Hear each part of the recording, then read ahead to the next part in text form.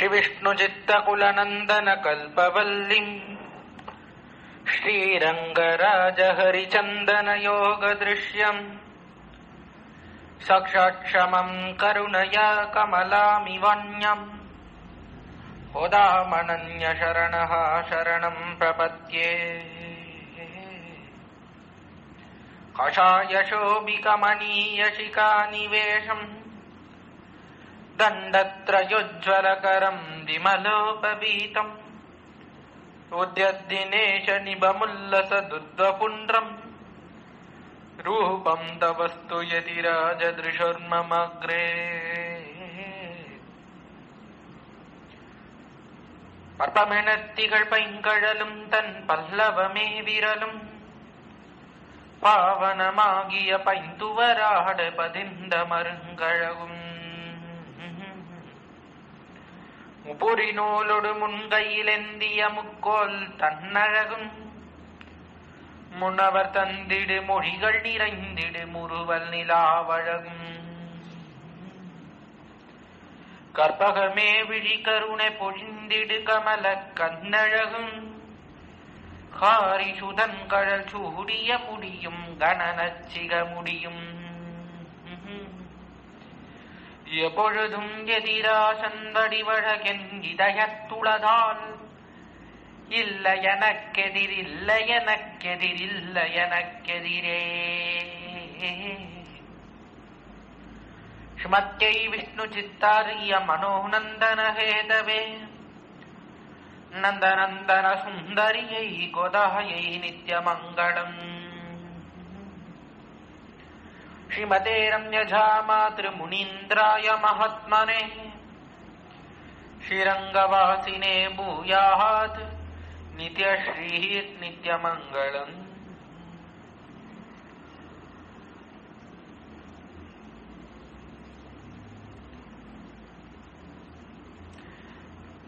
மன்மிஷ யோனிகள் தோறும் பிறந்து எங்கள் மாதவனே கண்ணுற நிற்கிலும் காணகில்லா உலகோர்கள் என்று இந்த உலகத்திலே உள்ள நமக்கு அற்புதமான ஒரு பெயர் இடுகிறார்.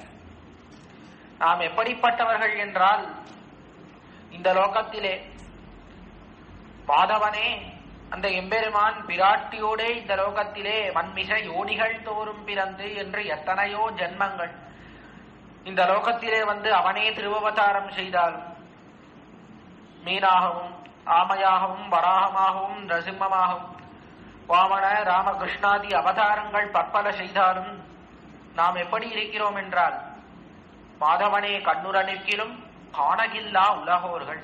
நாம் அவனை ஏறெடுத்தும் பார்ப்பதே கிடையாது. நாம் கண்முன்னாலே வந்து நின்னாலும் இவன் யார் என்று நாம் முகத்தை திருப்பிக் கொண்டு செல்கிறோம்.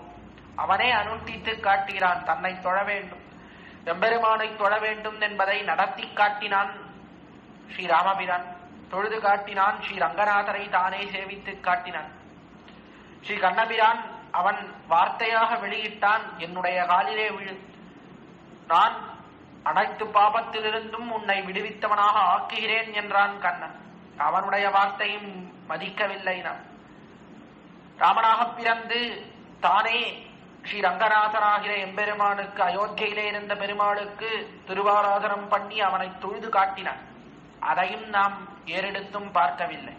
இப்படி எம்பெருமானை சிறிதும் மதியாமல் அவனை விழியாமல் இருந்த நம்மை திருத்த வேண்டும் என்று நினைத்தான் எம்பெருமான்.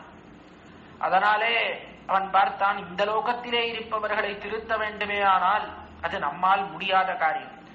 நாம் எங்கேயோ பரமபதத்திலே இருக்கிறோம். இவர்களை காட்டிலும் வேறுபட்டு இருக்கிறோம். இவர்களுக்கு தலைவனாக இருக்கிறோம் நாம். அல்ல என்னதான் இருந்தாலும் தலைவன் சொன்னா அப்படி கேட்க மாட்டார்.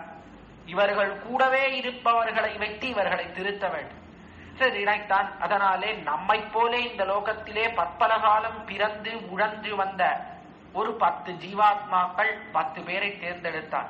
அந்த 10 பேருக்கும் மயர்வர மதிநலம் அருளினன் என்று ஆழ்வார் நம்மாழ்வார் தெரிவித்தாற் போலே அஞ்ஞானம் என்பது சிறிதுமில்லாதபடியாக அடியோடு நீக்கினார். பக்தி ரூபா பண்ண ஞானம் என்கிற அற்புதமான ஞானம் எம்பெருமானிடத்திலே பக்தியே வடிவெடுத்த ஞானத்தை கொடுத்தான் ஆழ்வார்களுக்கு. அப்படிப்பட்ட ஞானத்தை பெற்ற ஆழ்வார்கள் 10 என்று பார்க்கிறோம்.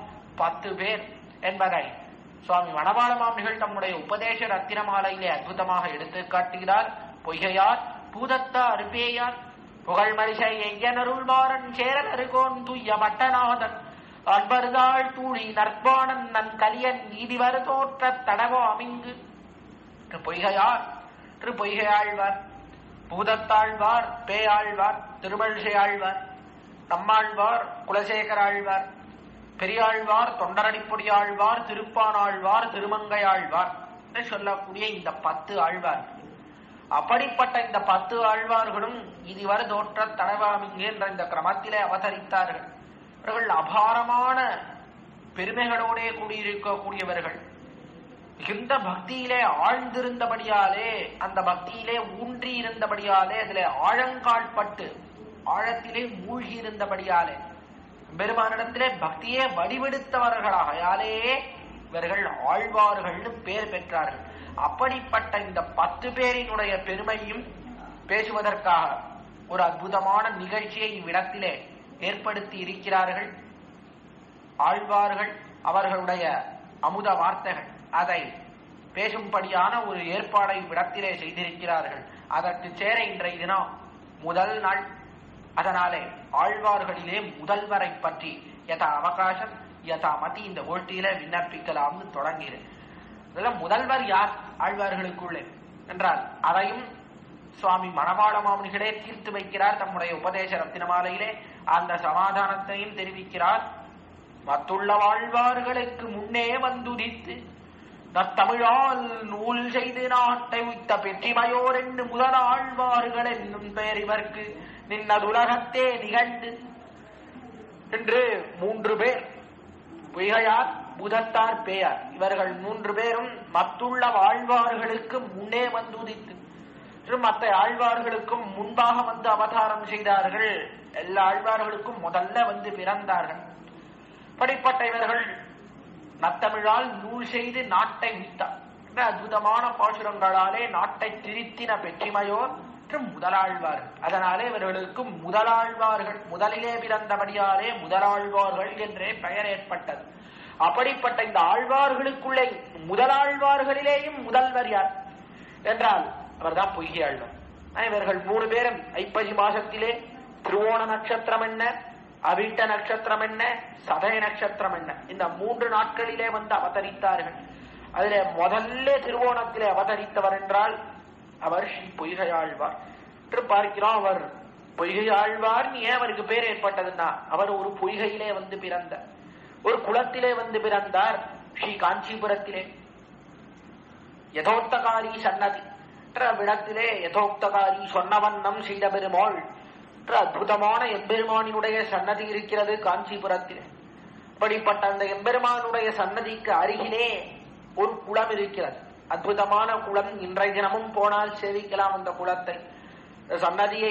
சன்னதிக்கு அருகிலேயே இருக்கிறது. அப்படிப்பட்ட அந்த குளத்திலே ஒரு தாமரை புஷ்பம். இந்த தாமரை புஷ்பத்திலே வந்து திருவவதாரம் செய்தார். செய்யதுரா ஓணம். அதிலே ஐப்பசி மாசத்திலே திருவோண நட்சத்திரத்திலே வந்து அதிலே பிறந்தார். திருக்கச்சி மாநகரம் சிறக்க வந்தோன் வாழி மனசமலர் கருவதனில் வந்தமைந்தான் வாழி. இவருடைய வாழி திருநாமமே ரொம்ப அற்புதமாக அமைந்திருக்கிறது. திருக்கச்சி மாநகரம் அந்த திரு காஞ்சிபுரத்துக்கே இவர் அவதரித்தபடியாலேதான் பெருமை வந்து சேர்ந்தது என்று சொல்ல வேண்டும். அப்படி வந்து அவதாரம் செய்தார். மேலே தாமரை புஷ்பத்திலே வந்து பிறந்தார். வனஜம் என்று தாமரை புஷ்பம். அந்த தாமரை புஷ்பத்திலே வந்து பிறந்தார். இவர் அயோனிஜராக இருக்கக்கூடியவர். நம்மை போலே கர்ப்பவாசம் செய்து பிறவாதவர். கர்ப்பத்திலே வாசம் செய்து பிறக்கவில்லை. எப்படி பிறந்தார்னா புஷ்பத்துக்குள்ளே இருந்தார். புஷ்பம் மலர்ந்தவாறே அதிலிருந்து அப்படி வெளியில வந்தார். அவ்வளவுதானே தவிர இவர் பிறந்தார், குழந்தையாக பிறந்தார், வளர்ந்தார், வந்தார் என்பதெல்லாம் கிடையாது. இவர்கள் அயோனிஜர்கள், நம்மை போலே பிறவாதவர்கள். அப்படியே புஷ்பத்திலிருந்து பிறந்தவர். அப்படி குளத்திலே புஷ்பத்திலிருந்து தோன்றினார் இந்த பொய்கை ஆழ்வார்.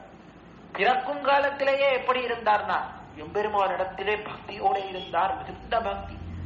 நாளை பக்தி ஸ்ரத்தையோடே கூடியிருந்தார். பக்தியே வடிவெடுத்தவராக இருந்தார். பிரீத்தியோலே. அதனாலே இந்த லோகத்திலே இருப்பவர்களோட அவ்வளவு ஈர்ப்பு ஏற்படவில்லை இந்த ஆழ்வார்களுக்கு. லோகத்திலே இருப்பவர்களை பார்த்தார்கள் இந்த ஆழ்வார்கள் எல்லோரும். இவ எப்படி இருக்கா என்றால் இவர்கள் எம்பெருமானிடத்திலே பக்தியே இல்லாமல் இருக்கிறார்கள். ஆனா இவர்களோட போய் சேரலாமா? உண்டியே உடையே உகந்தோடும் இம்மண்டலத்தோடும் கூடுவது இல்லையான் குலசேகர ஆழ்வார் தெரிவித்தார். லோகத்திலே இருக்கிறவா எல்லாரும் உண்டி உடை சாப்பாடு பாஸ்திரம் என்று இதையே தேடி அடைந்து கொண்டிருக்கிறார்கள். அப்படிப்பட்ட இந்த லோகத்திலே இருப்பவர்கள் இவர்களோட சேரக்கூடாது, இவர்களை மனிதனாகவே நினைக்க கூடாது. நினைத்தார்கள் பெயரே எனக்கு யாருமோர் பெயரே அவருக்கும் இது பேசிய. இவர்களுக்கு மற்ற பேரை பார்க்கிறதுக்கு எப்படி இருந்ததுன்னா பேயை போல இருந்தது. எம்பெருமானிடத்திலே பக்தி செய்யாமல் ஒருத்தன் மனிதன் சொல்ல முடியுமா? சொல்லவே முடியாது. மனிதன் என்று சொல்வதற்கு தகுதியே கிடையாது என்று நினைத்தார்கள். நினைத்து அதனாலே அவர்களை மனிதராகவே கொள்ளாமல் இவர்களோடு இருப்பதற்கு காட்டிலே மிருகங்களோடையும் புல் செடி கொடி அதனோடையும் வாசம் பண்ணலாம் என்று நினைத்தார் இந்த பொய்கை ஆழ்வார். அதனாலே காட்டிலே நடக்க தொடங்கினார், காட்டிலே சஞ்சாரம் செய்ய தொடங்கினார். இதே போன்று இன்னும் 2 பேர் வந்து அவதாரம் செய்தார்கள். பூதத்தாழ்வார் என்னும் தேயாழ்வார் என்னும். பூதத்தாழ்வார் திரு கடல் மல்லை என்கிற திவதேசத்திலேயும், ஸ்ரீ பேயாழ்வார் வாடமா மயிலை என்று சொல்லக்கூடிய மயிலாப்பூர் என்று சொல்லக்கூடிய இடம் திருவல்லிக்கேணிக்கு சமீபத்திலே அவ்விடத்திலேயும் வந்து அவதாரம் செய்தார்கள். இந்த 3 பேருமே காட்டிலே சஞ்சாரம் செய்து கொண்டு திரிந்தார்கள்.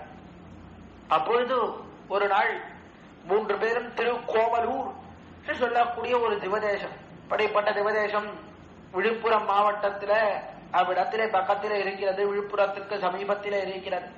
அப்படிப்பட்ட இடத்துக்கு திருக்கோவலூர் அற்புதமான திவதேசம் இருக்கிறது.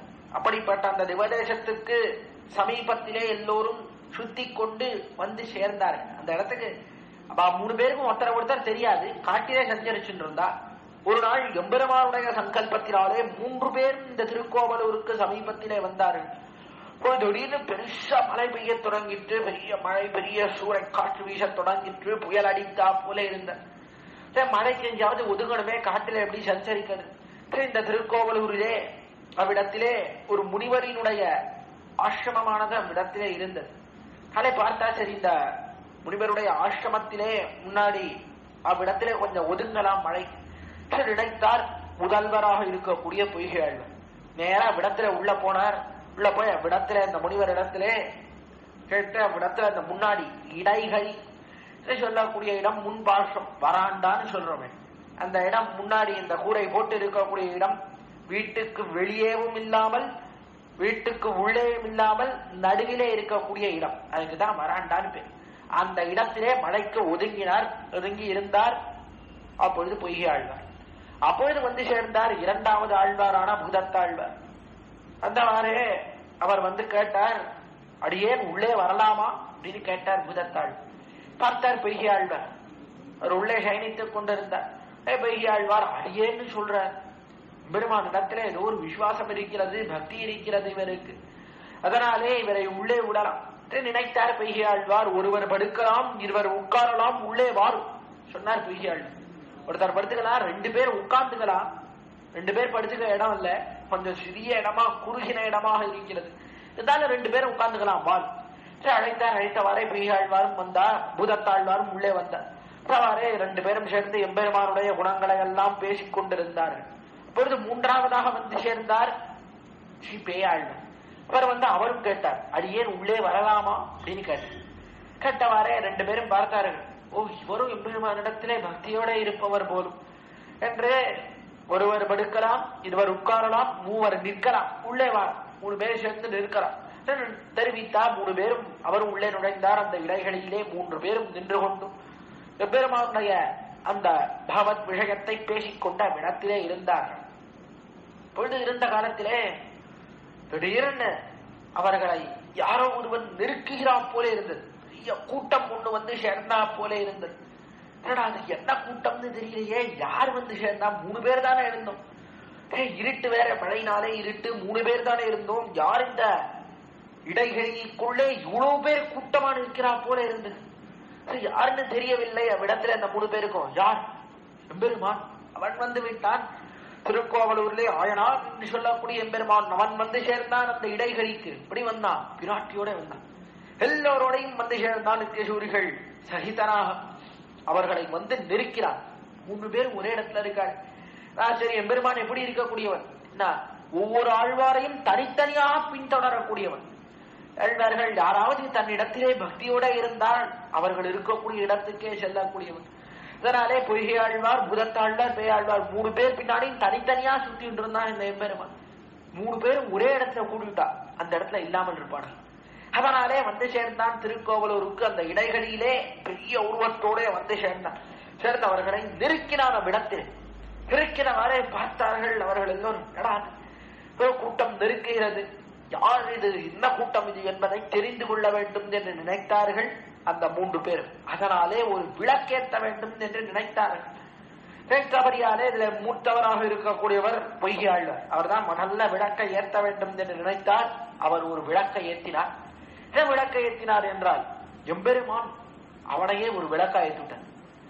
ஸ்ரீமன் நாராயணனையே விளக்காக கொண்டு அவர் ஏற்றினார். ஏற்றினவாறே தெரிந்த விடத்திலே எம்பெருமான் கண்டுகொண்டேன், இவன் தான் ஜகத்காரண பூதன், ஜகத்துக்கே காரணபூதனாக இருக்கக்கூடிய எம்பெருமான், இந்த ஜகத்தையே சிருஷ்டித்தவன் எம்பெருமான், அவனை கண்டுகொண்டேன் என்று அதற்காக அப்படி விளக்கை ஏற்றி பார்த்தார்.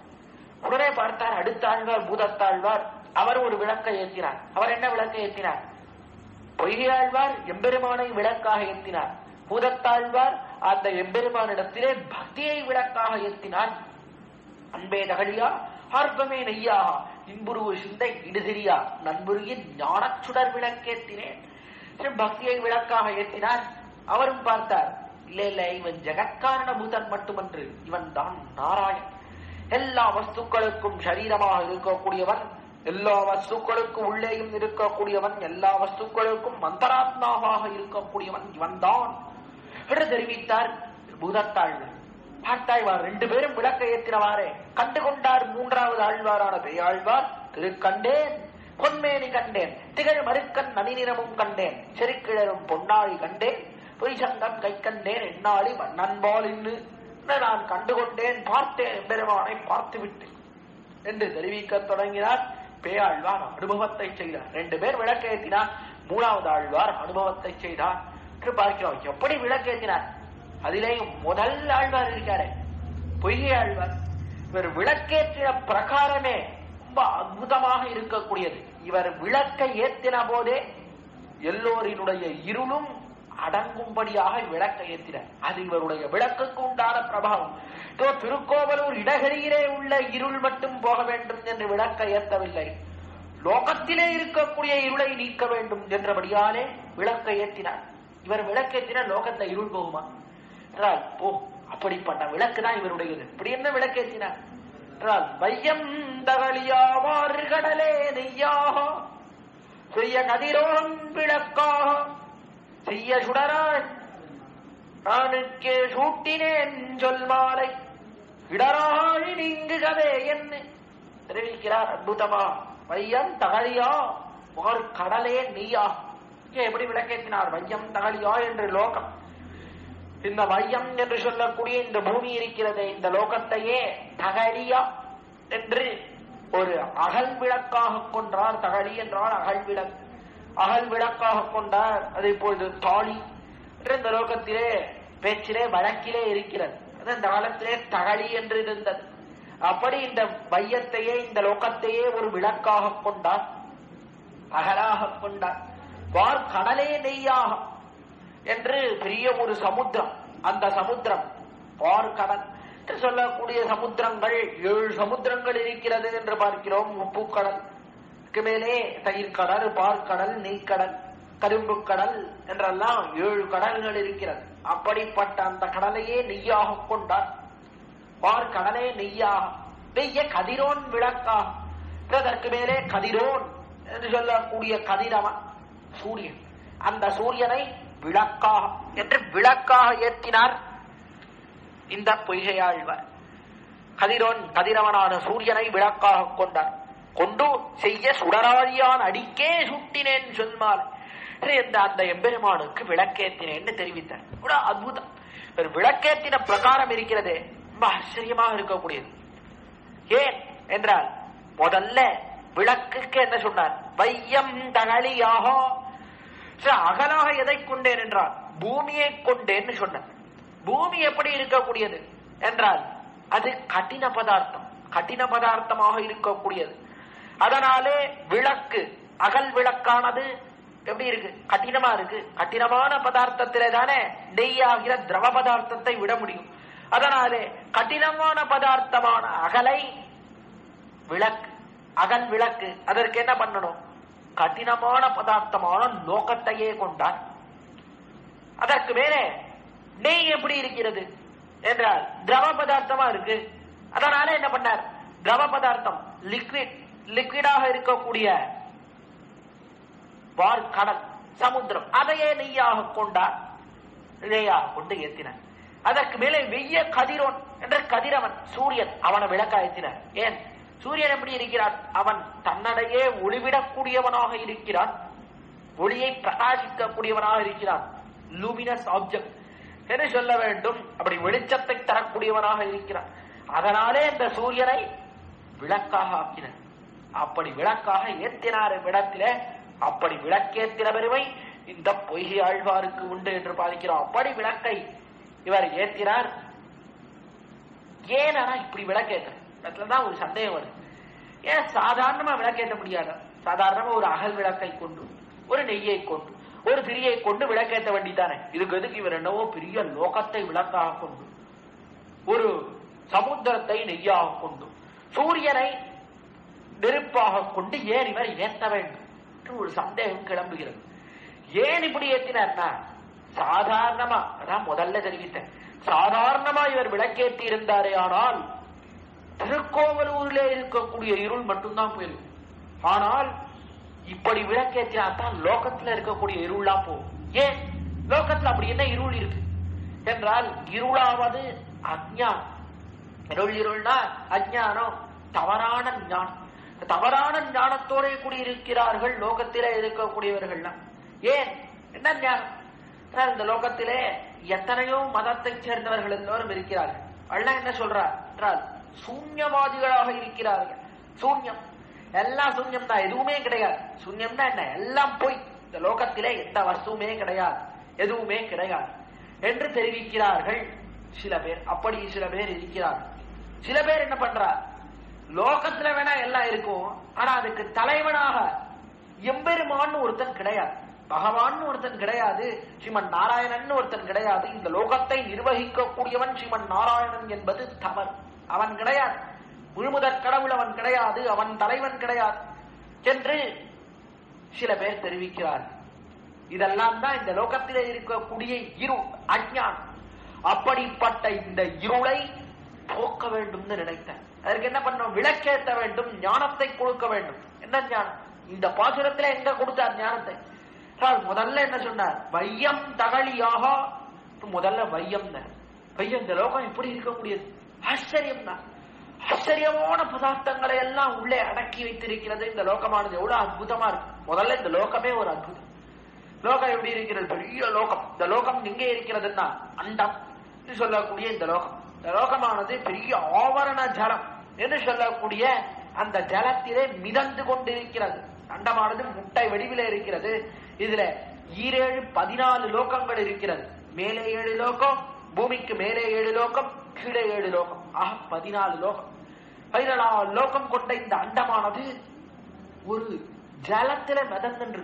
சரி, ஜலத்துல போய் இப்படி மிதக்க முடியுமா? உள்ளே போகாமல், அது அப்படி வெளியிலே வராமல் அந்த ஜலத்திலே அப்படி அப்படி கவுந்துடாமல் சரியாக மிதக்கிறது. அது ஒரு ஆச்சரியம்.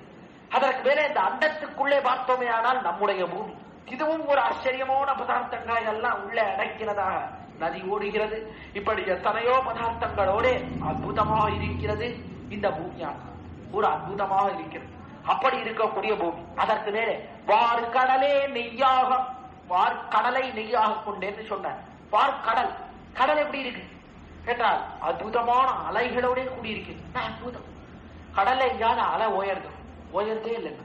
விடாமல் அலை எரிந்து கொண்டே இருக்கிறது. 24 மணி காலம் அலையானது வந்து கொண்டே இருக்கிறது. இந்த கடலில் இருந்து எப்படி வருது? எங்கிருந்து கிளம்புகிறது? எப்படி வருகிறது இந்த அலைகள் எல்லாம்? அதற்கு மேலே அந்த சமுத்திரத்துக்குள்ளே எவ்வளவு பதார்த்தங்கள் இருக்கிறது. பெரிய பெரிய பட்டணங்கள் என்ன, பெரிய பெரிய நகரங்கள் என்ன, பெரிய பெரிய வைதூரியங்கள் என்ன, எல்லாம் அந்த கடலுக்குள்ளே பொதிந்து கிடக்கிறது. சரி, எல்லாம் இருக்கிறது இந்த கடலுக்குள்ளே. அதே சமயத்துல அந்த கடல்ல நிறைய ஆறுகள் எல்லாம் வந்து கிடக்கிறது, கலக்கிறது. இந்த கடலில் இருக்கக்கூடிய காலத்துல இப்ப நம்ம மழை பெய்ந்தது, அதனாலே பெரிய பிரவாகம், ஆத்திரே நிறைய வெள்ளம் ஓடித்து, வெள்ளமெல்லாம் வந்து அந்த சமுத்திரத்திலே கலந்தது. அதனாலே சமுத்திரத்திலே நீர் கூடிவிட்டது. அல்லது ஒரு தடவை ஒரே வெயில் அடிக்கிறது, ஆறிலே ஜலமே ஓடல், அதனாலே சமுத்திரம் வத்தி விட்டது. அப்படின்னு எங்கேயா நடக்கிறது? ஆத்துல இருந்தா சமுத்திரத்துக்கு நீர் போகுது, ஆத்து நீர் தான் போய் சமுத்திரத்தில் கிடக்கிறது. அதனாலே ஆறிலே நீர் குறைந்தால் சமுத்திர ஜலம் குறைக்கிறதா? அல்லது ஆறிலே நீர் அதிகமானா சமுத்திர ஜலம் அதிகரிக்கிறதா? எதுவுமே இல்லையே. ஆச்சரியம், எப்படிப்பட்ட ஆச்சரியம் இந்த சமுத்திரம். அதற்கு மேலே வெய்ய கதிரோன் சூரியன். சூரியன் ஆச்சரியமா இருக்கிறான். இந்த லோகத்துக்கே ஒளியை கொடுக்கிறான், லோகத்தை சுத்தி சுத்தி வருகிறான் சூரியனானவன், லோகத்துக்கே வெளிச்சத்தை கொடுக்கிறான் சூரியனானவன் என்றால் இவ்வளவு ஆச்சரியமா இருக்கு. எவ்வளவு ஊழி காலமாக, எவ்வளவு காலமாக சூரியன் அப்படியே இருந்து வெளிச்சத்தை கொடுக்கிறான்னா எவ்வளவு ஆச்சரியம். இதனால என்ன சொல்லப்பட்டதுன்னா, இவ்வளவு ஒரு ஆச்சரியமான பதார்த்தங்கள் எங்கேயாவது தனியா இருக்க முடியுமோ? ஒரு காலத்திலேயும் முடியாது. இதற்கு காரணபூதனாக ஒருத்தன் இருந்தே தீர வேண்டும்.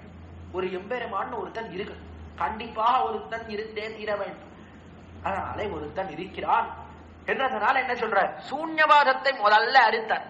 சூன்யம் எல்லாம் கிடையாது, எதுவுமே கிடையாதுன்னு சொல்றே, கிடையாது, லோகம்னு ஒண்ணு உண்டு, அதனாலே அதை நான் விளக்காக கொள்கிறேன் என்ற.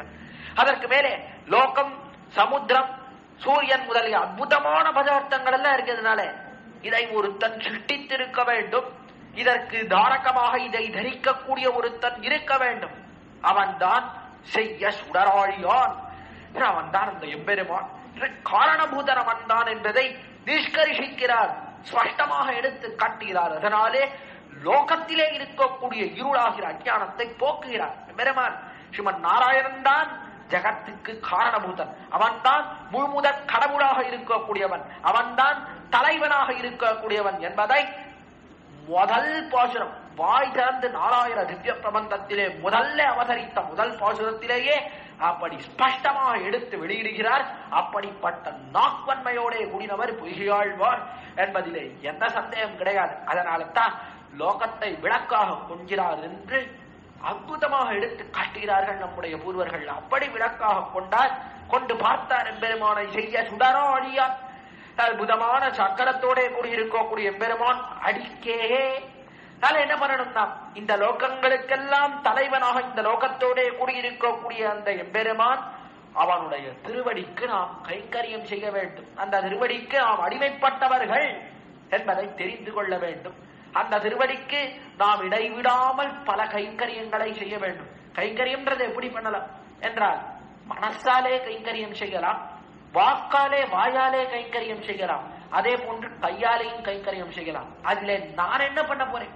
பொய்கை ஆழ்வார் தெரிவிக்கிறார், சூட்டினேன் சொல் மாலை, இந்த திருவடிக்கு வாச்சிகமாக கைங்கரியம் செய்ய போகிறேன், வாயாலே கைங்கரியம் செய்ய போகிறேன், திவ்ய பிரபந்தத்தை பாடப்போகிறேன், முதல் திருவந்தாதியை பாடப்போகிறேன். இதனால என்ன நடக்க வேண்டும் என்றால், இடரோழி நீங்குகவே என்று இடர் துன்பம் என்று சொல்லக்கூடிய ஆழ், அது ஒரு பெரிய கடலை போல இருக்கிறது, அது நீங்குகவே, அது நீங்க வேண்டும் என்றைக்காக சுடராழி ஆனடிக்கே சூட்டினேன் சொல்மாலை, சொல்மாலையை சூட்டுகிறேன். எதற்காக? சூட்டினபடியாலே என்ன ஏற்படும் என்றால், இந்த இடராழி துன்பம்னு சொல்லக்கூடிய சமுத்திரமானது நீங்கும், அது வற்றப்பெறும். என்ன துன்பம் என்றால் 3 விதமா அர்த்தம் தெரிவிக்கலாம். ஒன்று, இந்த பிரபந்தத்தை கற்பவர்களுடைய துன்பம் அதெல்லாம் நீங்க பெறும் அர்த்தம் கொள்ள. அல்லது இவருக்கு இருக்கக்கூடிய துன்பம் எது, எதெல்லாம் எம்பெருமானை அனுபவிப்பதற்குண்டான தடைகள் இருக்கிறதோ அந்த தடையெல்லாம் போகும் என்று கொள்ளலாம். அதற்கு மேலே யாரெல்லாம் இந்த திவ்ய பிரபந்தத்திலே பாடுகிறார்களோ அவர்களுக்கு எம்பெருமானை அனுபவிக்க விடாமல் தடையாக இருக்கக்கூடியது, அதுதான் இடர், துன்பத்தை செய்கிறது. எம்பெருமானை அனுபவிப்பது மிகவும் ஆனந்தத்தை கொடுக்கிறது, அனுபவிப்பதற்கு தடையாக இருப்பது துன்பத்தை கொடுக்கிறது. அந்த துன்பத்தை எல்லாம் போக்கும் இந்த திவ்ய பிரபந்தமானது. எம்பெருமானை அடைவதை விடாமல் தடைகள் இருந்தால் அந்த தடையெல்லாம் ஒளி என்று தெரிவித்தார். அதற்கு மேலே இத்தனை காலமாக தடையாக இருந்தது, அதனாலே இத்தனை காலம் ஏதேதோ இத்தனை விஷயங்கள் நம்மை தடுத்து வந்தது, பெருமானை அனுபவிக்க முடியல. இப்பொழுதுதான் எம்பெருமானை அனுபவிக்கிறோம். இத்தனை காலமாக இதர விஷயங்கள் எல்லாம், இந்த சம்சாரத்திலே இருக்கக்கூடிய விஷயங்கள் எல்லாம் நம்மை எம்பெருமானை அடைய விடாமல் தடுத்தது. அதனாலே நமக்கு வருத்தம் ஏற்படும். படிப்பட்ட ஒரு ஆனந்தமான விஷயம் கிடைச்சா என்ன ஆகும்? ஐயோ, விஷயம் இத்தனை நாள் கிடைக்காம போச்சு, விஷயம் இதற்கு முன்னாடி கிடைக்காம போச்சு, இத்தனை நாள் கழிச்சுதானே இந்த விஷயம் கிடைத்தது என்று வருத்தம் ஏற்படும். அந்த வருத்தம் நீங்க வேண்டும் என்று தெரிவிக்கிறார் இந்த பொய்கை ஆழ்வார் இந்த திவ்ய பிரபந்தத்திலே.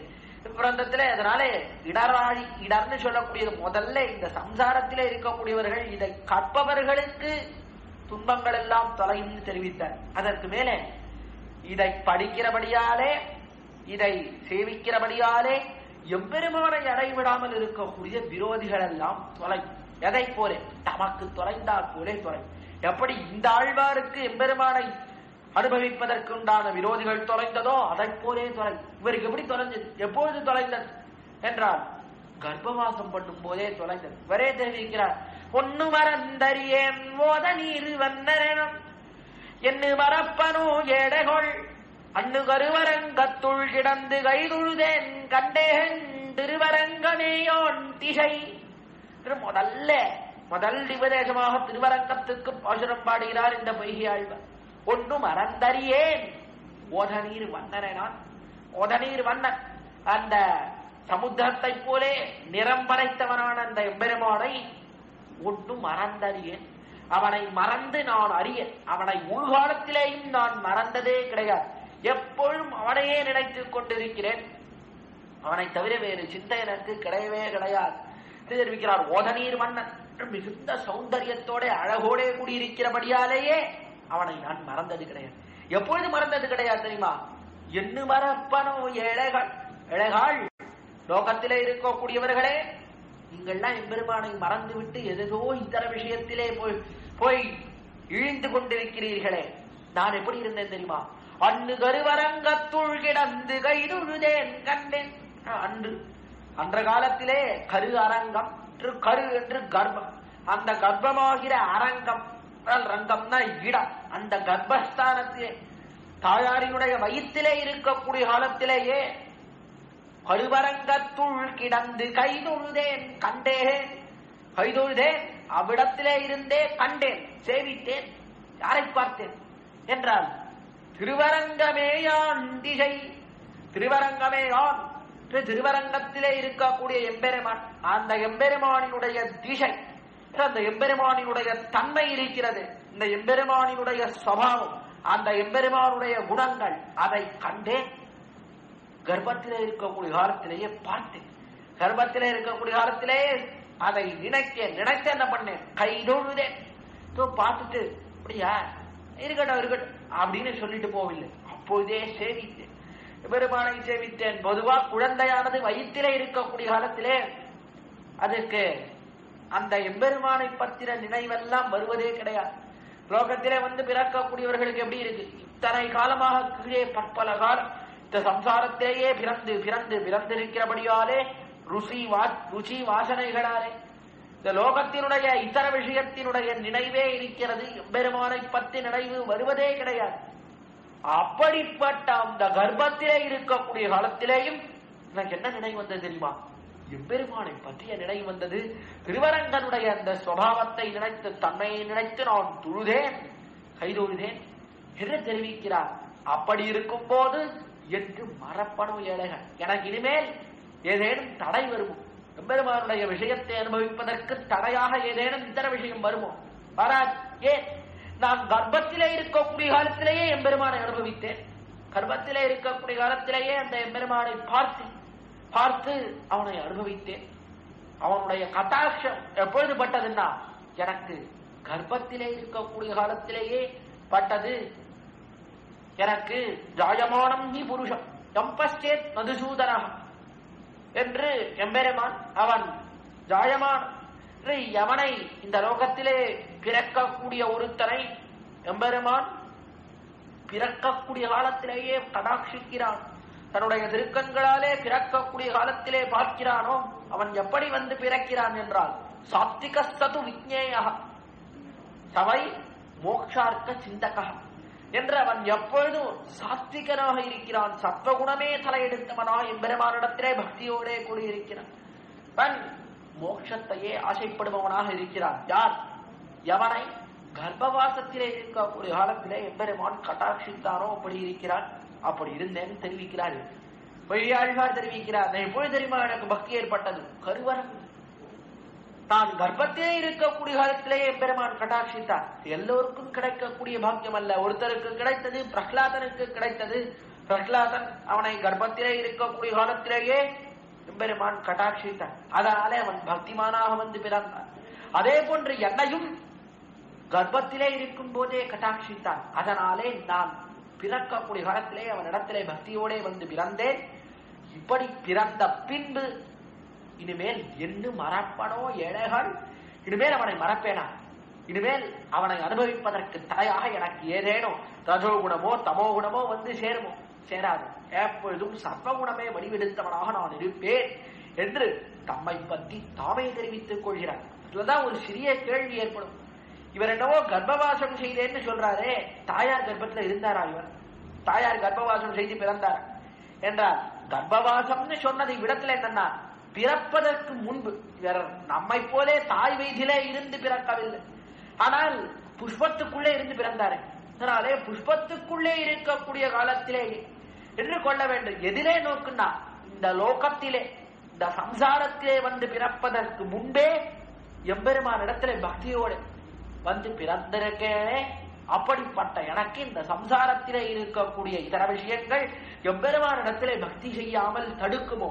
தடுக்காது. அவனையே நினைத்துக் கொண்டிருப்பேன் என்று தெரிவிக்கிறார் இந்த பொய்கையாழ்வார். அதனாலே இந்த பிரபந்தத்தை சேவிப்பவர்களுக்கு இடராடி நீங்குகவே என்று எம்பெருமானை அனுபவிக்க விடாமல் இருக்கக்கூடிய தடைகள் பொய்கையாழ்வாருக்கு நீங்க பெற்றா போலே நமக்கும் நீங்க பெறும் என்று தெரிவிக்கிறார். அது மட்டுமல்ல, அந்த எம்பெருமானை அடைந்தால் என்ன ஏற்படும்? ஒரு இழவு, வருத்தம் ஏற்படும். என்ன வருத்தம்? தனை காலம் இழந்தோம், சில வருத்தம் ஏற்படும். அந்த வருத்தமும் நீங்க பெறுவார்கள் தெரிவிக்கிறார். அந்த வருத்தம் இவருக்கே ஏற்பட்டது, ஏற்பட்டு நீங்கிற்று அந்த வருத்தமானது. அதை இவரே தெரிவிக்கிறார். பழுதே பலபகழுந்தோ இடவென்னு அஞ்சி அழுதேன் நரவணமே கண்டு தொழுதேன் கடலோதம் காடலைப்ப கண்வளரும் செங்கனடலோதவன் நரடி தெரிவிக்கிறார். பழுதே பலபகழுந்தோ இரவென். ஐயோ, இப்படி பல பகலும் இவ்வளவு காலம், பல பகல் என்று சொன்னது பல நாட்கள் பழுதே போயின, வீணாக போனது. எதோ இத்தனை விஷயங்கள், அந்த இதர விஷயங்களை அனுபவித்துக் கொண்டு இத்தனை காலம் வியர்த்தமாக போனதே. பெருமானை பற்றி அனுபவிக்கிறேன் எவ்வளவு காலம்? அனாதி காலமோ அனாதிக்கு தொடக்கமே கிடையாது. அவ்வளவு காலம் இந்த லோகத்திலே மாறி மாறி பல பிறப்பும் பிறந்து என்று பிறந்து கொண்டே இருக்கிறோம். அப்படிப்பட்ட காலத்திலே எல்லாம் பெருமானை அனுபவிக்க முடியாமல் போனதே என்று அஞ்சி அழுதே என்று அழுதார் இந்த ஆழ்வார். அழுதேன், மிகச்சிறந்த வருத்தத்தினாலே அழத் தொடங்கினேன், அஞ்சி அழுதேன், பயப்பட்டு அழுதேன் என்று தெரிவிக்கிறார். அப்படி அழுதேன். பிற்பாடு என்ன ஏற்பட்டது என்றார். கடலோதம் கால் அழைப்ப கண்டனர். கடலோதம் கடலிலே இருக்கக்கூடிய அலைகள் எல்லாம் காலழைப்ப காலை அப்படி வருடுகிறது, வருடும்படியாக கண்வளரும் என்று சயனித்துக் கொண்டிருக்கிறானே பார்க்கடலிலே. செங்கன் அடலோது வந்த கண்ணோடே அடலோத என்று அப்படி அலையை போல இருக்கக்கூடிய சுபாவம், இவனுடைய சௌந்தரியம், இவனுடைய அழகானது எப்படி இருக்கிறது? அப்படியே அலைகளை போல இவனை அனுபவிப்பவர்கள் மேலே வந்து அடிக்கிறது. அனுபவிப்பவர்கள் தொடர்ந்து அனுபவிக்க முடியல. அவர்கள் மேலே வந்து அந்த சௌந்தரிய திவலைகளானது மோதுகிறது. இவனுடைய அழகான அலைகள் அது வந்து மோதுகிறது. ஏன்? பெருமானுடைய அழகை பார்க்க பார்க்க இன்னும் பார்க்க வேண்டும், இன்னும் பார்க்க வேண்டும், அனுபவித்தது போராது போராது தோன்றும்படியாக இருக்கிறது. அப்படிப்பட்ட அவர் அரவணமேல் இருக்கக்கூடிய அந்த எம்பெருமானியுடைய அடி கண்டு தொழுதேன், அந்த அடியை கண்டு சேவித்தேன். அந்த எம்பெருமான் திருப்பார் கடலிலே சயனித்துக் கொண்டு இருக்கக்கூடிய எம்பெருமானுடைய திருவடித்தாமர்களை நான் தொழுதேன். தொழுதபடியாலே இப்பொழுது ஆனந்தமா இருக்கு, இப்பொழுது ரொம்ப சந்தோஷமாக இருக்கிறேன். ஆனால் கீழே எத்தனையோ காலங்கள் இந்த சந்தோஷம் இல்லாமல் போனது. இந்த சந்தோஷம் இப்பொழுது கிடைத்த சந்தோஷம் கீழே எத்தனையோ காலம் இல்லையே, பழுதே போயிடும். இத்தனை காலம் பழுதே போனது, வீணாக போனது, என்ன பண்ணாரு, இன்னும் பண்ண முடியாது என்று ரொம்ப காலம் அழுதேன். ஆனால் இப்பொழுது கடைசியிலே சந்தோஷம் ஏற்பட்டது, எம்பெருமானை சேவித்து விட்டேன், இப்பொழுது ஆனந்தமாக இருக்கிறேன் என்று தெரிவித்தார். இருந்தாலும் என்ன சொன்னார், அஞ்சி அழுதேன், அஞ்சி என்று தெரிவித்தார். இதனால என்ன, எதிர்காலத்தை பத்தி பாடுறது. இறந்த காலம் கீழ்காலத்தை பற்றி சொன்னார், கீழ்காலத்தை பற்றி அழுதேன்னு தெரிவித்தார். நிகழ்காலம் இப்போ சந்தோஷமா இருக்கேன்னு தெரிவித்தார். எதிர்காலம், ஆனால் எதிர்காலத்தை பத்தி கொஞ்சம் பயம் இருக்கிறது, அஞ்சி அழுதேன். இதுபடியாலே எதிர்காலத்தை பத்தி கொஞ்சம் பயம் இருக்கு. ஏன், இந்த சம்சாரத்துல இருக்கோமே, ஒருவேளை அவனை அனுபவிக்க விடாமல் இந்த லோகத்திலே இருக்கக்கூடிய அந்த இதர விஷயங்கள் வந்து சேருமோ என்று சிறிதளவு பயம் இருக்கிறது. இருந்தாலும் இப்போ சந்தோஷமா இருக்கு என்று இப்பொழுது சந்தோஷமாக இருக்கிறேன், எம்பெருமானுடைய அடியை அனுபவிக்கிறேன் என்று தெரிவித்தாராக. இப்படி இந்த ஆழ்வாரை போலே கீழே பெருமானை அனுபவிக்கவில்லையே என்கிற வருத்தம் நீங்க வேண்டுமோயின் இந்த திவ்ய பிரபந்தத்தை பாட வேண்டும் என்று தெரிவிக்கிறார். இடராழி நீங்குகவே என்று தெரிவிக்கிறார். அப்படி இவருடைய இடர்கள் எல்லாம் நீங்கும்படியாக எம்பெருமானை அனுபவிக்க இருந்த தடை அது போகும்படியாகும். இத்தனை காலம் அனுபவிக்க பெறாமல் இருந்தோமே என்று அழுது கொண்டு காடுகாடாக திரிந்து கொண்டிருந்த இவருடைய இழவானது தீரும்படியாகும். இனிமேல் மறுபடியும் எம்பெருமானை அனுபவிக்க விட்டாமல் இந்த சம்சாரிகளோட நாம் சேர்ந்து விடுவோமோ என்கிற அச்சம் இருக்கிறதே, பயம், அந்த பயமும் தீரும்படியாகவும் எம்பெருமான் எங்களோட வந்து கலந்தான் என்பதையும் இவரே வெளியிடுகிறார். இந்த ஆழ்வாரே, பொய்யாழ்வாரே, அந்த பயமும் போயிடுத்துனார். எதிர்காலத்தை பத்தி இருந்தது, பயம் இருந்தது, ஆனால் அந்த பயமும் நீங்க பெற்றேன். எப்பொழுது என்றார், நீயும் திருமகளும் நின்னோயால் குன்னெடுத்து பாயும் பனிமறைத்த பண்பாள வாசல் கடைகளியா உள்புகா காமருபூங்கோவல் இடகையே பற்றி இனி தெரிவிக்கிறார். நம்முடைய முதல் திருவந்தாதியிலே இருக்கக்கூடிய அற்புதமான பாசுரம். நீயும் திருமகளும் நின்னோய் ஆல் என்று குன்னெடுத்து பாய். முன்பொரு காலத்திலே குன்றை எடுத்தாய், பர்வதத்தை எடுத்தாய், குன்றை எடுத்து பாயும் பணி என்று பாயக்கூடிய ஒரு பெரிய வருஷம், பெரிய ஒரு மழை அடித்தான். கல்லாலே ஒரு மழை பொழிந்தது. இந்திரன் அவனுக்கு கோபம் வந்தது, அதனாலே கல்லாலே ஒரு மழை பொழிந்தான். அதை தடுத்த அந்த மழையை கோபாலர்கள் மீது விடாதபடியாக தடுத்த பண்பாடு. எப்படிப்பட்ட குணம் தெரியுமா உனக்கு? எல்லா இடையர்கள், இடைச்சிகள், பசு, கன்று, மாடு, எருமை எல்லாம் வந்து சேர்ந்தது. எப்படி வந்ததுன்னா எல்லாம் அந்த மலைக்கடியிலே வந்துடுது. கோவர்தன மலைக்கடியிலே வந்தது. கோவர்தன மலை எடுத்தான், தலைகீழாகும் கவிழ்த்தினான், கவிழ்த்து அப்படி தூக்கி பிடிச்சுட்டு இருக்கான். அதற்கடியிலே எல்லா கூட்டமும் திருவாய்ப்பாடியிலே என்ன பேருன்னா பஞ்சலட்சம் குடின்னு பேர். 5 லட்சம் வீடுகள் இருந்தது அந்த திருவாய்ப்பாடியில. அதிலே ஒவ்வொரு வீட்டிலேயும் கண்ணன் பிறந்த அதே சமயத்திலே 5 பெண்கள் பிறந்திருந்தார்கள். அதனாலே 25 லட்சம் பெண்கள் மட்டுமே இருந்தார். இப்ப எவ்வளவு கோபாலர்கள், எவ்வளவு ஆட்சிமார்கள், எவ்வளவு பசுக்கள் இருந்திருக்கும், எண்ணிக்கையே இல்லாத பசுக்கள். அத்தனை பசுக்களும் அந்த கோவர்தன மலைக்கடியிலேயே வந்து அப்படி நெருங்கி அப்படி நசுங்கியது. அந்த கோவர்தன மலைக்கடியிலே நெருக்கமாக அப்படி கூட்டமாக நின்றான் கண்ணபிரான். எல்லோரோடையும் சேர்ந்து நின்றான். எப்படிப்பட்ட குணம்! அங்கே எப்படி எல்லோரோடையும் நெருக்கி கொண்டு நின்றானோ அதே நெருக்கத்தோட எங்களோடையும் வந்து நின்றான் என்று தெரிவிக்கிறார். அதனாலதான் இவ்விடத்துல கோவர்தன விற்த்தாந்தத்தை தெரிவிக்கிறார். ஏன் கோவர்தனத்தை தெரிவித்தார்னா, அங்க எப்படி நெருக்கிக் கொண்டே பெருமான் நின்றானோ அதே போல எங்களையும் நெருக்கிட்டு வந்து நின்றான். எப்போ?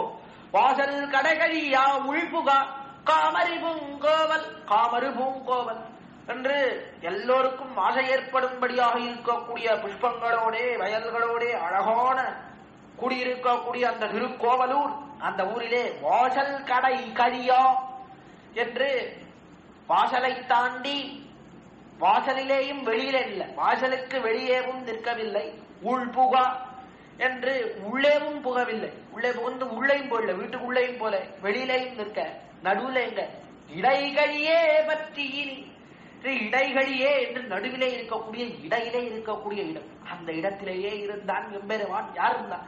எம்பெருமான் இருந்தான். வெளியிலே சம்சாரிகள், இந்த லோகத்திலே இருக்கக்கூடியவர்கள் இப்படி இருக்கா, எம்பெருமானே வேண்டாம்னு இருக்கிறாரு. அதனால அவர்களிடத்திலே எம்பெருமான் போல உள்ளே முனிவர் ரிஷி இருக்கிறார். அவர் எப்படி இருந்தார்? என்ன எம்பெருமானை தபஸ் மூலமாக அடையலாம் என்று நிறைய தபஸ் ஜபஹோமாதிகள்லாம் பண்ணிட்டு இருந்தார். சரி, அவர் ஜபம் எல்லாம் பண்ணி வரட்டும், நாம் 2 இடமும் வேண்டாம், நடுவுல இடைகழியில இருப்போம். ஏன்? இவ்விடத்துலதான் ஆழ்வார்கள் இருக்கு, இவ்விடத்துலதான் பொய்கை ஆழ்வார் இருக்கார். அதனாலே இவ்விடத்துக்கு வருவோம். இடைகழியை பற்றி நாம் பற்றி இடைகழியே இந்த ஏவகாரத்தினால என்ன தெரிவித்தார்னா, இந்த இடத்தை விட்டு போவே மாட்டோம், இடைகழியே பற்றி நீயும் திருமகளும் நின்றோய் என்று. நீயும் எவடி இருந்தால் தெரியுமா? நீ எம்பெருமானே, நீயும் திருமகளும். நீ மட்டும் நீங்கள பிராட்டியோட வந்து தெரிவிக்கிறார். பிராட்டியோட வந்த இவாளுகிறா எப்படி இருந்தது இந்த பொய்கை ஆழ்வார், இந்த 3 பேருக்கும் எப்படி இருந்தது என்றால் தெரிவித்தார். கடைசி ஆழ்வார் பேயாழ்வார் திருக்கண்டே அவர் பிராட்டியை பார்த்தேன்னு தெரிவித்தார். ஆனா பார்த்தது யாருன்னா 3 பேருமே பார்த்தார். அதனால தான் இவர் திருமகளும் நின்னாயால் தெரிவிக்கிறார். அந்த இருட்டறையிலே அப்படி இருட்டா இருந்தது, இங்க பார்த்தாலும் இருட்டு, அதுக்காகத்தான் விளக்கேற்றார். ஆனா அந்த இருட்டுக்கு நடுவிலேயும் ஒரு மின்னல் இருந்தது. பொலிந்திருந்த கார்வோனில் மின்னே போல் தோன்றி மலிந்து திருவிருந்த மார்வன் தெரிவிக்கிறார் பேயாள். அந்த கருப்பான இடத்திலேயும் ஒரு மின்னலை போலே நடுவிலே பிராட்டி இருக்கு. அதனாலே நீ மட்டும் தனியா வரல, விளக்கேற்றி பார்த்தேன், நீயும் நின்றாய் திருமகளும் நின்றாய் நின்றாய்.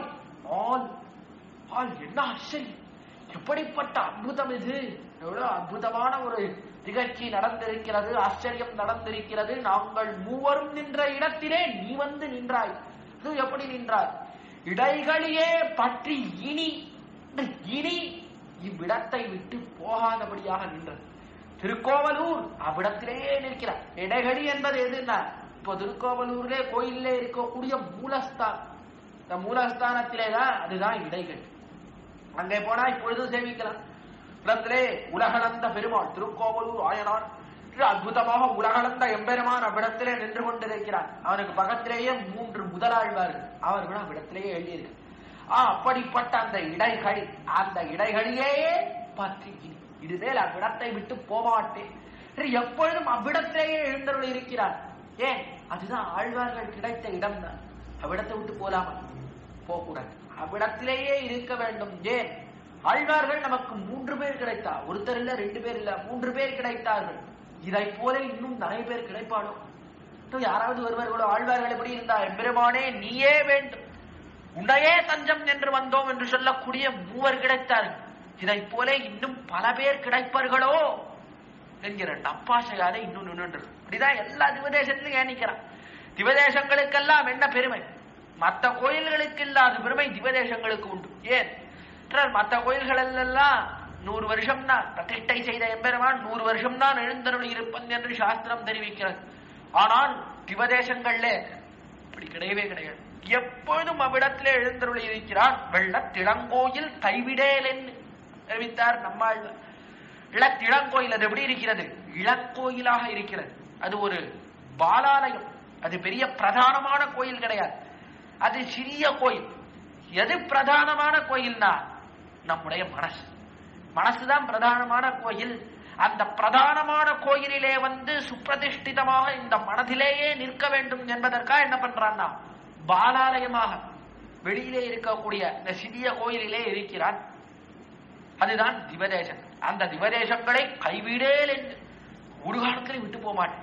விளத்ததான் இந்த திவதேசங்களைத்தான் ஆழ்வார்கள் பாடினார்கள் தங்களுடைய அமுதன் தமிழினாலே. அதனாலே அந்த திவதேசத்தை விட்டு ஒரு காலத்திலே போகக்கூடாது. ஆழ்வார்கள் நமக்கு கிடைத்த இடம், அதனால இந்த இடத்தை விட்டு போகவே கூடாது. எப்பொழுதும் திவதேசத்தில் எழுந்தவர்கள் இருக்கிறார். சில பேர் இருப்பா, ஒருத்தர் இருக்கிறார், அவருக்கு ஏதாவது ஒரு இடம், இந்த இடத்துக்கு போனா அங்க திடீர்னு ஏதோ ஒரு பணம் கிடைச்சிடுது. நடந்து போயிட்டே இருக்கார், திடீர்னு குனிஞ்சு கீழே பார்த்தா ஒரு 1000 ரூபாய் நோட்டு கிடைச்சிடும். 2 500 ரூபாய் நோட்டு இருந்தது.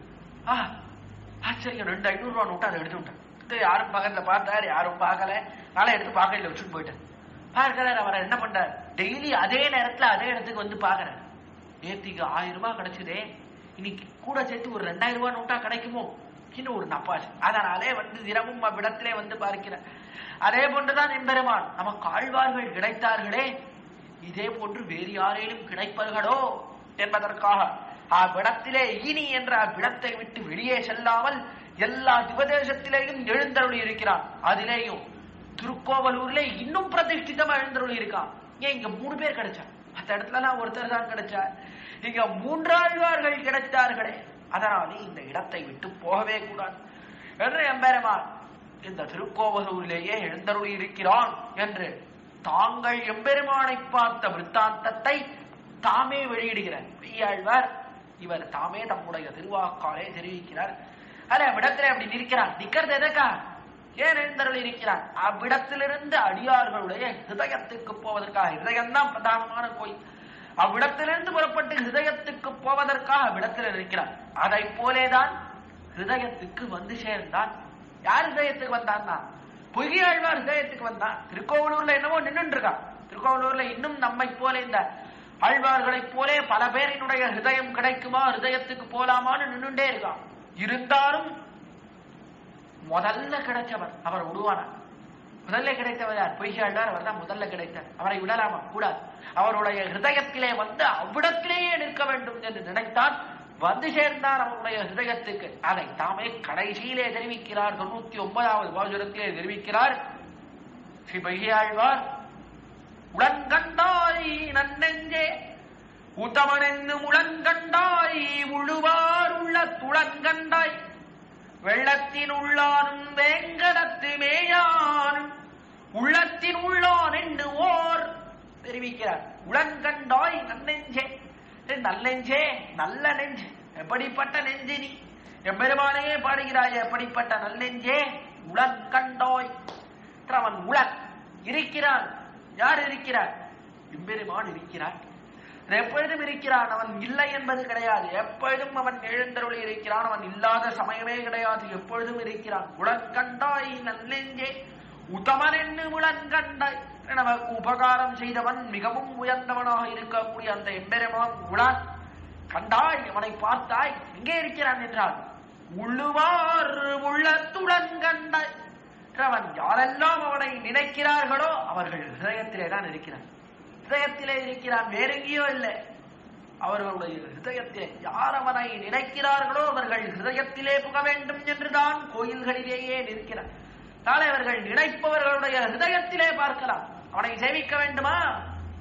கோயில்கள்ல மட்டும் சேவிக்க வேண்டாம். அவனை நினைப்பவர்களுடைய ஹிருதயத்திலேயும் சேவிக்கலாம்.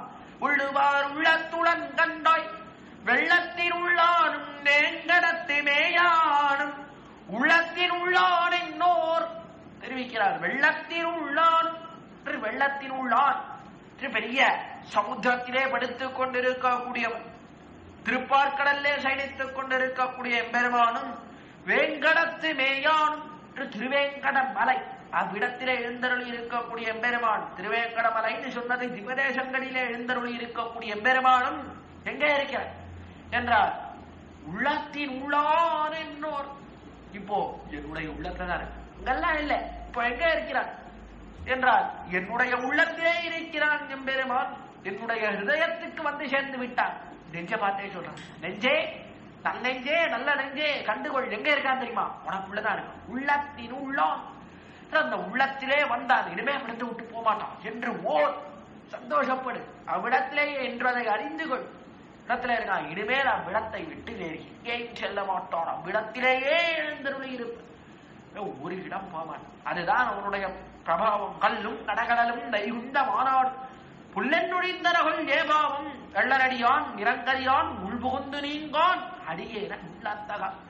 இதையேதான் எங்க ஊராழ்வார் நம்மாழ்வாரும் தெரிவித்தார். தம்முடைய பெரிய திருவந்தாதியிலே தெரிவித்தார். கல்லும் கடகடலும் வைகுந்த மாநாடு என்று. கல்லு, அதற்கு மேலே வைகுந்த மாநாடு பரமபதம் என்ன, அதற்கு மேலே கனை கடல் என்ன, சமுத்திரம் என்ன, எல்லாம் புல்லென் ஒழிந்தன. எல்லாம் புல் முளைத்து போய்விட்டது. எல்லாம் புல்லெழுந்து விட்டது. ஏன்?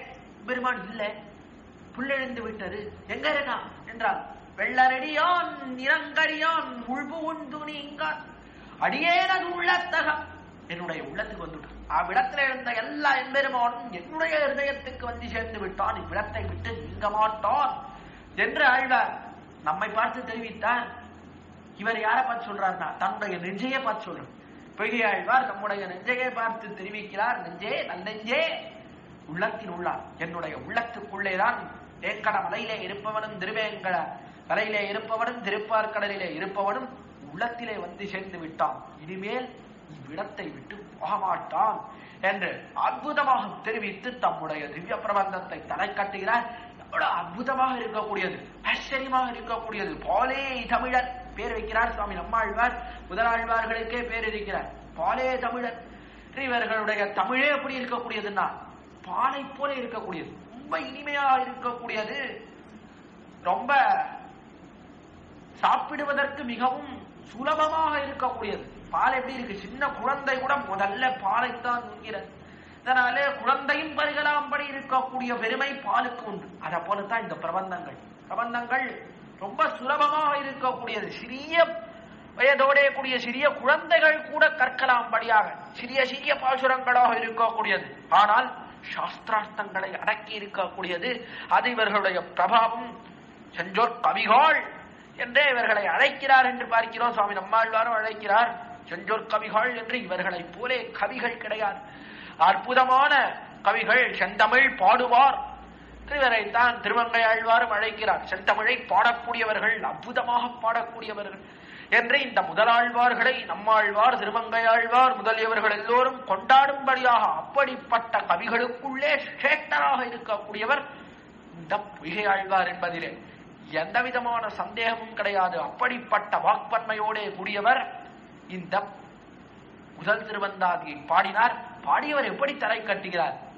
எம்பெருமான் திருப்பார்கடல்ல இருக்கக்கூடிய எல்லா எம்பெருமானும் என்னுடைய நெஞ்சிலே வந்து புகுந்து விட்டான் என்று தெரிவித்து தலை கட்டுகிறார். அதனாலே நாம் என்ன செய்ய வேண்டும்? நாம் செய்ய வேண்டிய காரியம் என்ன என்றால், திவ்ய தேசத்திலே போய் சேவிப்பது, எம்பெருமானை தொழுவது, அது முக்கியம் கிடையாது. ஏன்? எல்லா எம்பெருமானும் இவர் உள்ளத்துக்கு வந்துட்டான். அதனாலே இவரைத்தான் நாம் தொழ வேண்டும், இவரைத்தான் நம்முடைய உள்ளத்திலே கொள்ள வேண்டும். இது எங்க கிடைக்கிறது என்றால், ஒருத்தர் அனுஷ்டித்து காட்டிருக்கிறார் இந்த அர்த்தத்தை. யார் அவர் என்றால், நமக்கெல்லாம் தலைவராக இருக்கக்கூடிய ஸ்ரீ ராமானுஜர். அவர் இதை அனுஷ்டித்து காட்டியிருக்கிறார். ராமானுஜர் நூத்தந்தாதியிலே இது காட்டப்பட்டிருக்கிறது. வருத்தும் புறவிருள் மாத்த எம் பொய்கை பிரான் மறையின் குருத்தின் பொருளையும் செந்தமிழ் தன்னையும் கூட்டி ஒன்ன திரித்தன் நெறித்த திருவிளக்கை தன் திருவுள்ளத்தே இருத்தும் பரவன் இராமானுஜன்யம் இறையவனே. அற்புதமான பாசுரத்திலே தெரிவிக்கிறார். வருத்தும் புறவிருள் மாற்ற என்று, வருத்தக்கூடிய புறவிருள் என்று வெளியிலே இருக்கக்கூடிய இருள் என்று சொல்வது அஞ்ஞானம். இந்த லோகத்திலே இருக்கக்கூடிய இதர விஷயத்தை பற்றின ஞானம், அதுதான் புறவிருள் என்று இருக்கக்கூடியது. இதர விஷயத்தை பற்றி இருக்கக்கூடியது அதுதான் புறம். வெளிப்பட்டு இருக்கக்கூடியது அது ஒரு இருளாக இருக்கிறது. அது எப்படி இருக்கிறதுனா வருத்தும், அது வருத்தக்கூடியதா இருக்கு. நம்மை துன்பத்துக்கு உள்ளாக்குகிறது. இதர விஷயத்திலே இருக்கக்கூடிய ஈடுபாட்டெல்லாம் நிறைய வருத்தத்தை கொடுக்கிறது. ஏதோ ஒரு விஷயத்தை ஆசைப்படுகிறோம், கிடைக்கலையா வருத்தம் ஏற்படுறது, கிடைச்சுதா பாதுகாக்க முடியலையா அப்பொழுது வருத்தம் ஏற்படுறது. இப்படி எல்லாம் வருத்தத்தை கொடுக்கக்கூடியதாக இருக்கக்கூடியது. பார்க்கும்போது முதல்ல நல்ல ஆனந்தத்தை கொடுக்கிறா போல இருக்கும், ஆனால் கடைசியிலே வருத்தத்தை தான் கொடுக்கும். அப்படிப்பட்ட இந்த புறவிருள் மாற்ற என்று, இந்த புறவிருளை போக்குவதற்காக, இது வருத்தத்தை கழிக்கிறது, அதனாலே இதை போக்குவதற்காக வந்தார்.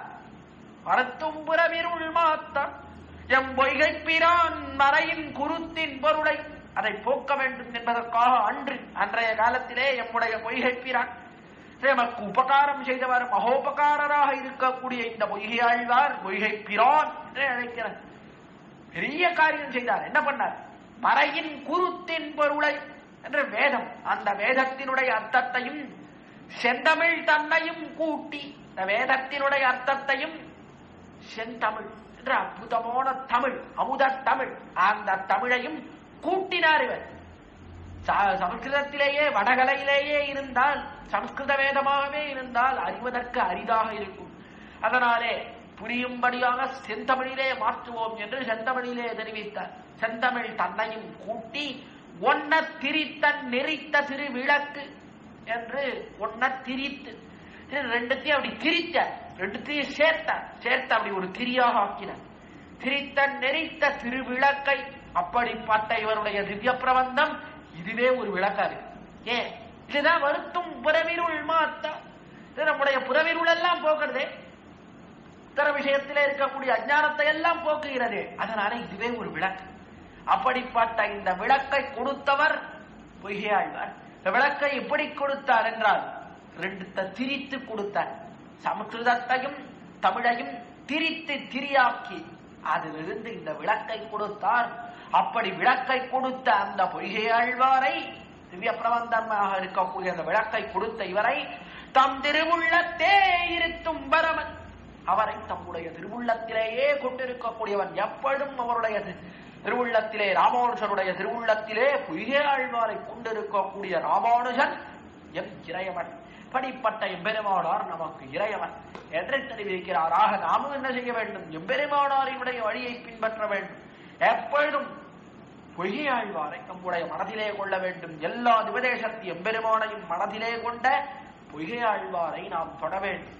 படிப்பட்ட பொய்கையாழ்வாரை மனதிலே கொண்ட எம்பெருமானார் ராமானுஜரை நாம் தொட வேண்டும். அதுவே நாம் செய்ய வேண்டிய காரியம் பார்க்கிறோம். அப்படிப்பட்ட பிரபாவத்தோடே கூடினவர்.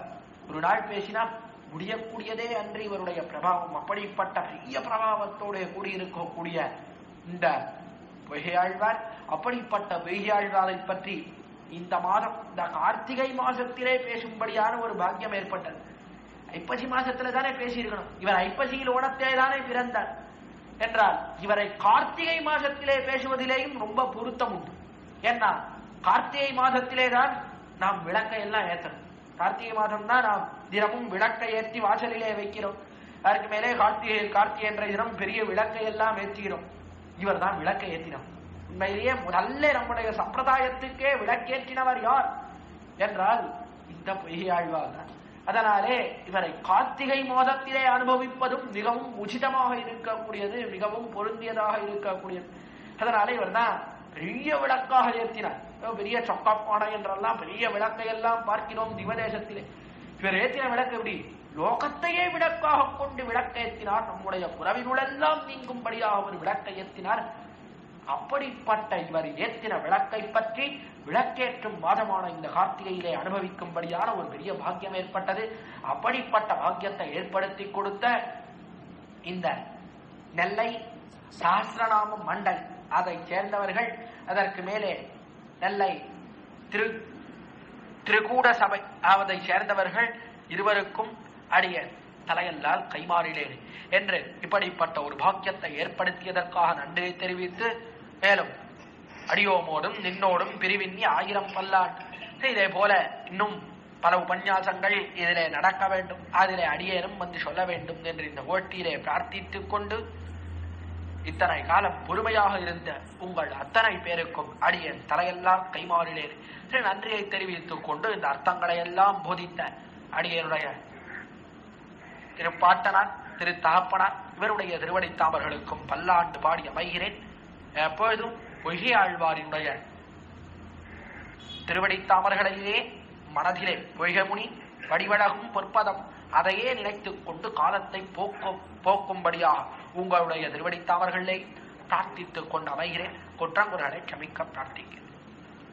ஸ்ரீமத்யை விஷ்ணு சித்தாரிய மனோநந்தனஹேதவே நந்தநந்தன சுந்தரியை கோதாயை நித்யமங்கலம். ஸ்ரீமதே ரம்யஜாமாத்ருமுனீந்திராய மகாத்மனே ஸ்ரீரங்கவாசினே பூயாது நித்யஸ்ரீர் நித்யமங்கலம். பொய்கையாழ்வார் திருவடிகளே சரணம், நாழ்வார் திருவடிகளே சரணம், எம்பெருமானார் திருவடிகளே சரணம், ஜீயர் திருவடிகளே சரணம்.